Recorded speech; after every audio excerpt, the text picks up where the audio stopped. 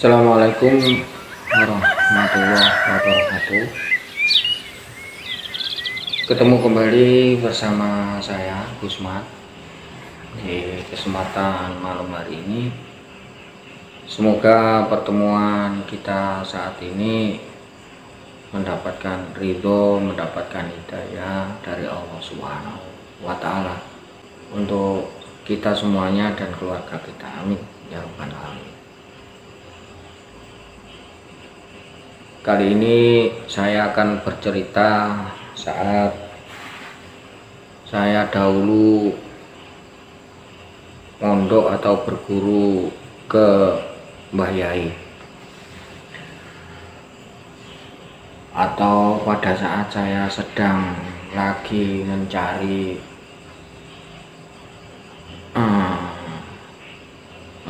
pengalaman, yaitu di pondok saat itu.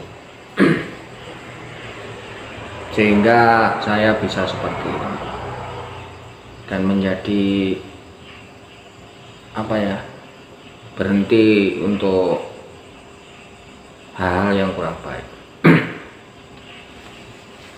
Sedikit mau cerita tentang pengalaman saya. Semoga ini bisa menginspirasi kita semuanya, atau bukan berarti saya itu nuduhno, enggak. Ini cerita saja. Jika percaya monggo, jika tidak pun enggak apa-apa. Jika yang dulunya pernah bersama saya waktu di pondok mendengarkan saya, alhamdulillah masih ingat saya. Saat itu saya di pondok, dan saat itu pun abah saya masih ada. Ini saya cerita tentang apa sih, saya singkat saja ya, karena kenapa sih kita harus bercerita orang tua kita, kan gitu. Ini pengalaman saya saja. Nanti dikira saya itu menonjol-nonjolkan orang tua, bukan. Saat itu saya mondok di tempatnya Mbah Yai. Ya walaupun abah saya sendiri seorang ulama lah, dan juga seorang tabib yang bisa mengobati orang, tapi saat itu saya ingin berkelana, ingin mencari atau menimba ilmu sendiri di tempatnya orang lain, bukan di tempatnya abah saya sendiri. Karena di tempatnya ayah sendiri kan nggak seperti kalau kita di tempatnya orang lain. Nah, saya saat itu di mondok, saat itu masih nakal. Ketika itu saya masih nakal, saya mondok di situ. Nah, si Mbah Yai yang saya pondokin ini orangnya tahu tentang diri saya, tapi saya mohon janganlah saya dibeda-bedakan sama santri-santri lain, atau saya diberi sesuatu yang berlebih karena saya ini seorang anaknya si A. Tapi saya ingin menjadi orang yang biasa seperti santri-santri lain. Kalau ingin nyuruh ya suruh, nggak usah sungkan-sungkanan, kan gitu. Singkat cerita, pada saat itu Mbah Yai kan sudah uzur, sudah tua lah. Namun namanya Mbah Yai yang saya pondokin ini memang orangnya suka bergurau dan baik. Saya sampai saat ini pun saya masih teringat.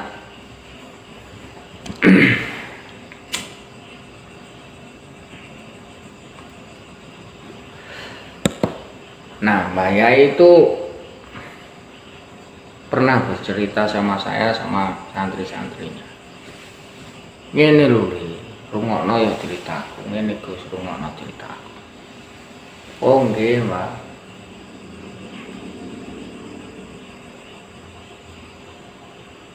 Aku dhisik ki duwe santri jenenge iki. taruhlah namanya si Joko Lelono. Oh iya, namun sebelum saya bercerita ini saya mau kasih tahu Mbah Yai saya ini sudah almarhum. Jadi saya menyebutkan Mbah Yai namanya siapa itu enggak etis, karena sudah menghadap Yang Maha Kuasa, dan semoga diterima amal ibadahnya, amin ya robbal alamin. Nah itu saat itu Mbah Yai bercerita sama saya, aku ki tahun duwe murid. Lah muridku ki Kaelo. Kaelo ini juga tidak mau menyebutkan namanya Mbah Yai, tapi disebutlah si Joko Lelono itu, atau Joko Umbaran. Mengapa saya bilang Joko Lelono, Joko Umbaran? Karena satu, si Joko Lelono atau si Joko Umbaran ini Mbah Yai pun bilang begitu, namanya si Joko Lelono. Rumahnya itu di alas, di kampung pedesaan, tapi di kampung dalam itu, tapi di dalam hutan, di alas. Joko Umbaran ini juga putranya seorang ulama, orang pintar juga. Dia memang jenius, dia memang pintar, dan dia itu memang ahli tirakat juga. Namun sayangnya dia mengambil ilmu-ilmu itu dengan cara-cara ya ini yang mau saya utarakan ini nanti. Ketika itu si Joko Umbaran itu kan anaknya seorang ulama juga, orang berpengaruh juga di kampung pedesaan di tengah hutan itu. Dia turunlah dari hutan dan dia mondok ke pesantren-pesantren, pondok pesantren. Setelah itu dia itu suka ke tempatnya kiai sana atau pondok sana gitu, si Joko Lelono ini. Di pondok sana itu ada salah satu pondok yang ditempati, namun ditempati hanya untuk yaitu kalau siang itu ngaji, namun kalau malam itu suka ke sana itu ke tempatnya kiai hanya untuk menimba atau mengambil ilmu saja. Singkat cerita, datanglah ke tempatnya Mbah Yai saya ini yang saya pondokin ini. Waktu itu kan saya belum di situ.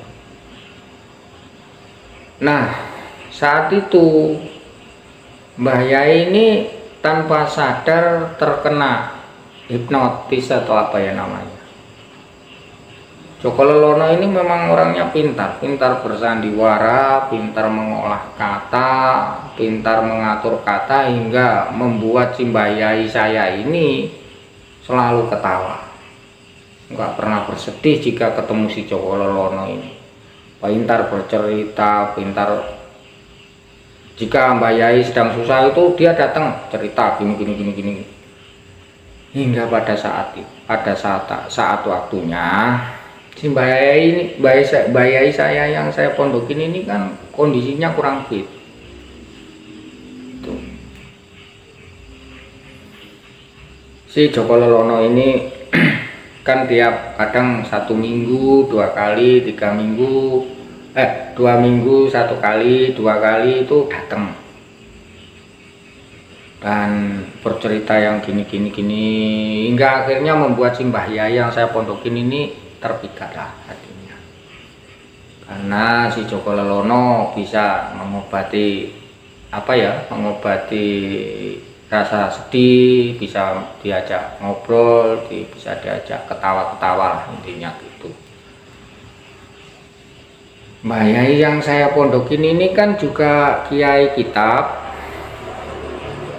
juga pintar mengobati orang, tamunya banyak juga. Seperti ayah saya atau abah saya juga banyak tamunya. Nah, Mbah Yai yang saya tempatin ini saat itu Joko Lelono tahu jika Mbah Yai saya punya ilmu kan kayak gitu, yang nggak dimiliki kiai-kiai lain. Itu loh. Makanya Joko Lelono itu terpikat dan bagaimana caranya bisa mendapatkan ilmunya,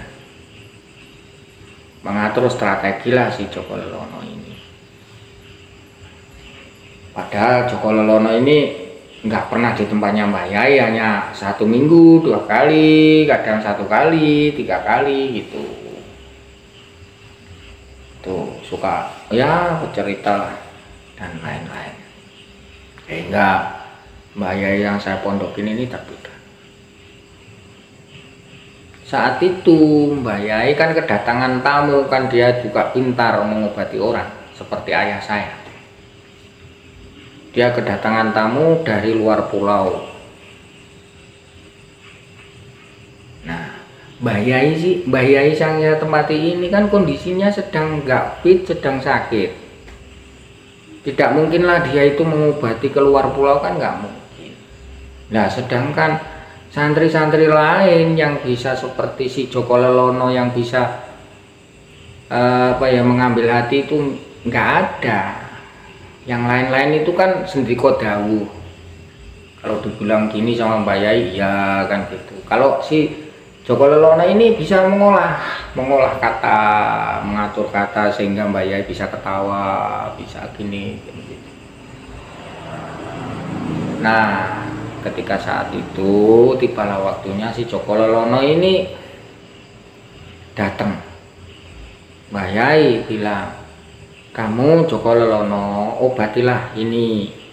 Ada tamu dari luar pulau, obati."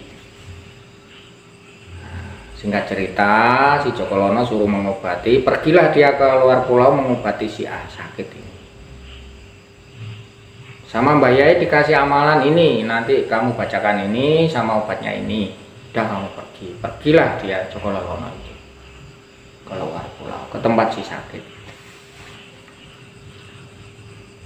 Si sakit itu kan sudah mau diobati selama 1 minggu itu sudah mau sembuh 98% lah taruhlah, itu mau sembuh. Memang dibikin begitu sama dia, sama si Joko Lelono, nggak diobati 100%.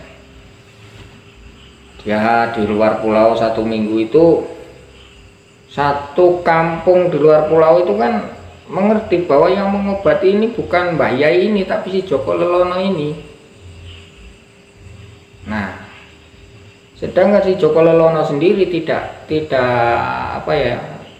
mau terus terang kalau si Mbah Yai ini yang menyuruh gitu loh. Hingga akhirnya tersebarlah si Joko Lelono ini memang orang pintar, orang bisa. Singkat cerita, pada saat itu si A yang sakit ini dibawalah ke kampung si Joko Lelono di desa terpencil tadi di dalam hutan. Akhirnya si yang sakit ini diobati di tempatnya si Joko Lelono sampai sembuh. Hingga sembuhnya itu si sakit ini yang sudah sembuh ini ngawulo, bahasanya orang nganu kan ngawulo atau ikut di situ. Nah, setelah mengikut si Joko Lelono hingga tersebarlah si Joko Lelono ini di kampung situ, orang pintar bisa menyembuhkan orang. Tapi yang namanya Mbah Yai, dia digitukan sama si Joko Lelono. Sebenarnya dia tahu, tapi Mbah Yai ini tidak mau suudon, tetap berprasangka baik. Namanya juga Lelono ini orangnya pintar bersandiwara, pintar mengolah cerita. Akhirnya tiap hari itu Joko Lelono tiap 1 minggu 2 minggu itu mesti datang 2 kali 3 kali dengan membawa cerita bahwa ada orang sakit mau minta tolong sembuhkan.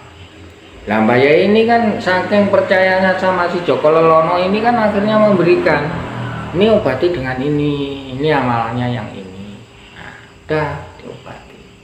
Tapi orang sakit-sakit ini bukan dibawa ke tempatnya Mbah Yai yang saya pondokin ini, tapi dibawa di tempatnya si Joko Lelono. Itu akhirnya si Joko Lelono atau Joko Umbaran ini sudah merasa cukup ilmunya, bisa mengobati orang karena memang dia itu cita-citanya seperti itu. Dia sudah nggak mau lagi datang di tempatnya Mbah Yai saya. Sampai saya mondok itu. Nah ini akhirnya Mbah Yai saya itu terakhir kali bilang begini sama si Joko Lelono atau Joko Umbaran, ya sudah, kalau kamu bisa mengobati orang seperti itu ya obatilah dengan itu. Mbah Yai saya ini saya kagum sekali karena apa? Sangat luas hatinya, sangat dalam hatinya, sangat apa ya, sangat dingin hatinya, nggak pernah berprasangka buruk, tetap seutuh, tetap baik sama orang. Bahkan sampai saya di situ itu bercerita seperti itu, Mbah Yai tetap baik sama dia. Walaupun si Joko Lelono ini nggak pernah sama sekali datang atau silaturahmi ke tempatnya Mbah Yai itu. Padahal ilmu seperti itu kalau enggak, ya semuanya dari Allah, tapi lantaran Mbah Yai lah dia mendapatkan ilmu seperti itu. Akhirnya dia menjadi seorang yang terkenal, bahkan yang berobat di situ juga banyak sekali. Nah, saat itu Mbah Yai kan yang saya pondokin itu kan udah tua, kondisinya udah sering sakit. Mbah Yai bilang, ya itu tadi cerita yang terakhir sama saya seperti itu, janganlah kamu seperti itu, ambil yang baik, jangan seperti itu. Kalau mondoklah yang baik, kalau ingin mendapatkan ilmu dapatkanlah yang dengan cara-cara yang baik agar bermanfaat, maslahah di dunia wa akhirah, seperti itu. Jangan seperti si Joko Lelono itu, walaupun dia sampai saat Mbah Yai saya yang saya pondokin itu sakit parah, si Joko Lelono tidak mau datang, itu tetap dia berprasangka baik. Nah, singkat cerita, sampai Mbah Yai wafat, almarhum si Joko Lelono tetap tidak mau datang. Bahkan sampai detik ini yang sampai saya jadi orang seperti ini, saya belum pernah tahu si Joko Lelono ini ziarah lah ke tempatnya gurunya, itu belum pernah. Bahkan dia kalau saya bilang itu iya gimana ya, ya kayak gitulah pokoknya, bisa diangan-angan sendiri. Saya nanti ngomong gini salah. Itu yang pernah saya diberikan cerita sama Mbah Yai yang saya tempati, yang saya pondokin itu saat itu. Nah, ini bisa saya simpulkan bahwa ilmu itu kita dapatkan harus dengan cara-cara yang baik. Walaupun dengan cara jelek juga bisa seperti si Joko Lelono, namun saya yakin satu saat pasti ada balanya. Saya yakin itu, karena ilmu yang bermanfaat ditumpangi dengan hal-hal yang tidak baik, pasti itu tidak baik. Nah, ini cerita si Joko Lelono tadi.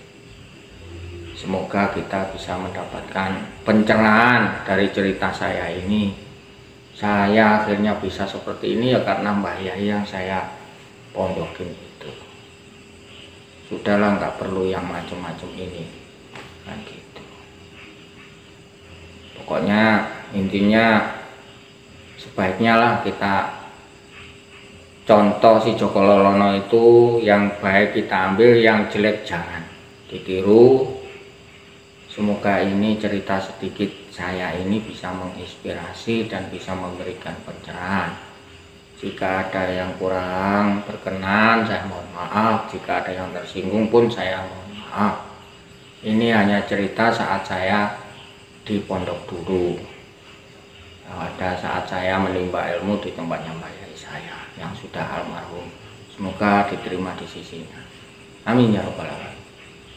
Begitu saja cerita yang saya utarakan saat ini, semoga bisa menginspirasi sekali lagi dan juga menjadi contoh kita.